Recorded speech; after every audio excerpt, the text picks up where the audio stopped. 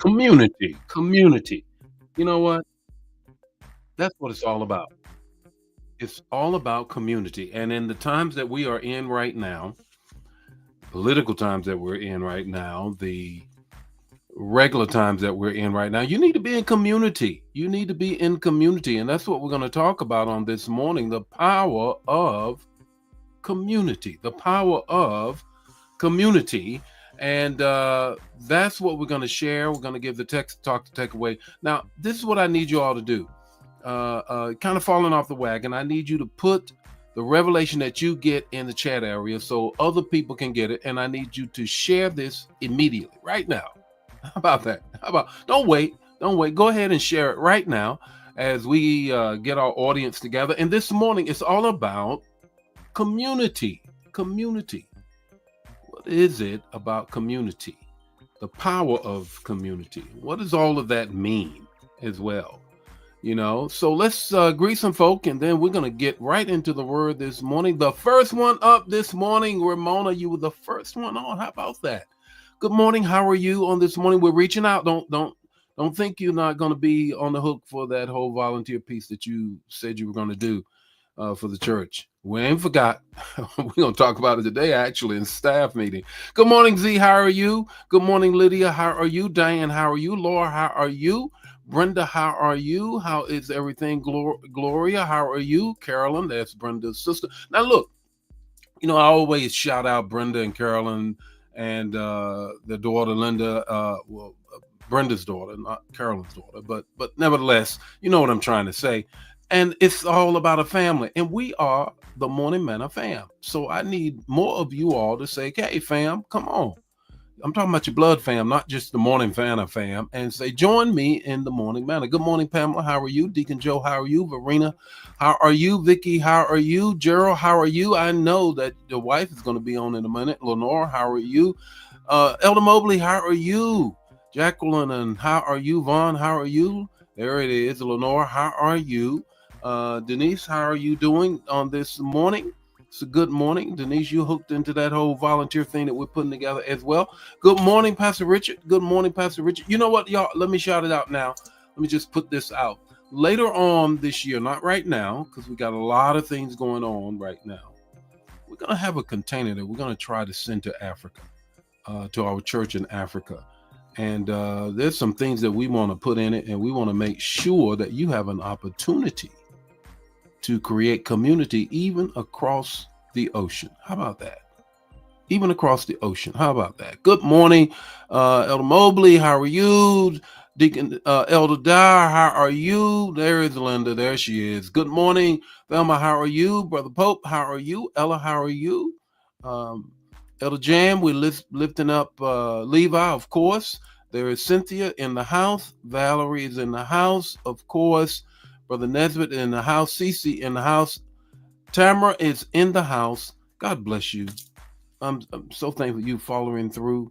Man, it's a blessing. LaVon, how are you on this morning? Jermaine, how are you? Pasha, how are you all doing on this morning? Look, this morning it's all about us being in community.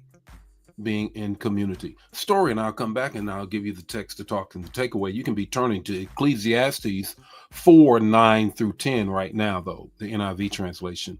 Ecclesiastes 4:9-10 right now. And here is the deal. When I went off to college, undergrad, I felt so alone. I didn't have good study habits. I went to play basketball, but I was so used to a close-knit high school team that when I got to college, it would seem like everybody was out for themselves. And so I never really connected with community in the basketball world. And to this day, in addition to I had limited talents, I pulled back. Because there was no connection, and I really wanted to get through school, make my parents proud, and all of those things. Community is everything. Here is the text to take away. I want you to grab this: the power of community.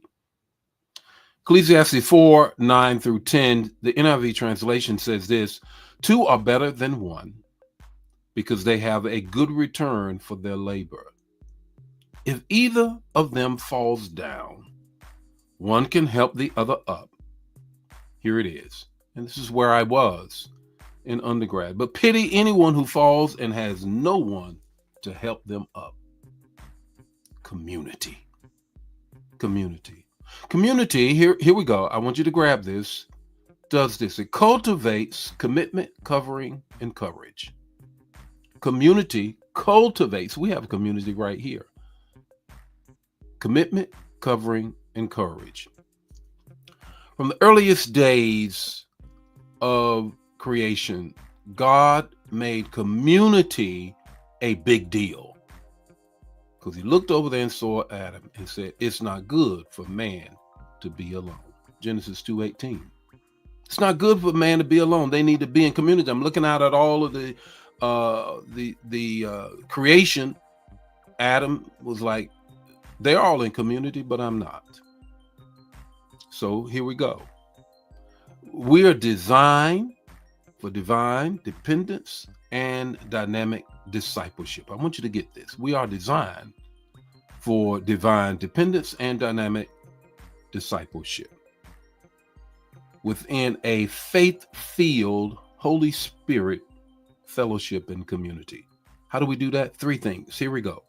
The first is commitment creates confidence. When we walk together, we grow together, just like the early church in Acts 2.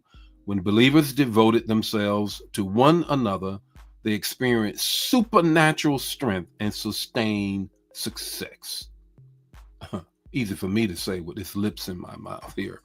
Supernatural strength and sustained success when we are in community. That's what is happening right now. Here is the second thing I want you to grab.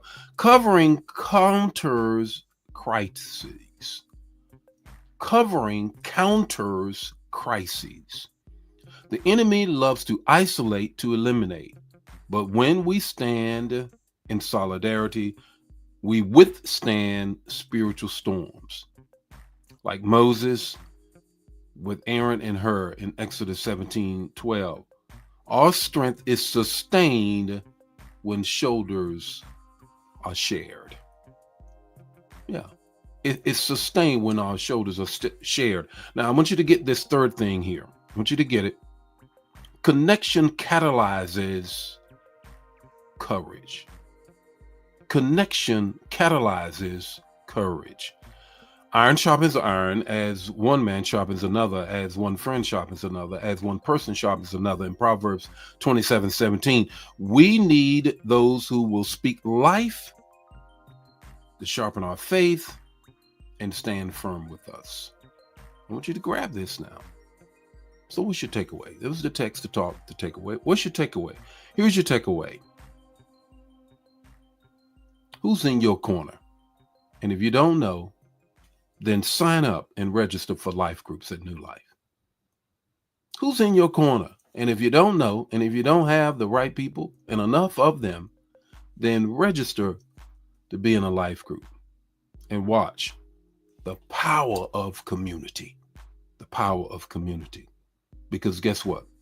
Community is your covering, your connection, the catalyst for commitment, for you to stay in the place where somebody's always helping you up, because you're going to fall. The Lord be with you. May his face shine upon you and give you peace. Share this, man. If it bless you, bless somebody else. We'll have more of this on tomorrow morning. Bye now.